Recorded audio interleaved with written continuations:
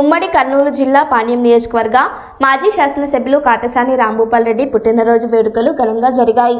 కాటసాని రాంభూపాల్ రెడ్డి పుట్టినరోజు సందర్భంగా వైఎస్ఆర్సీపీ పార్టీ నాయకులు, అభిమానులు పెద్ద పెద్ద గజమాలలతో కాటసానిని సన్మానించారు.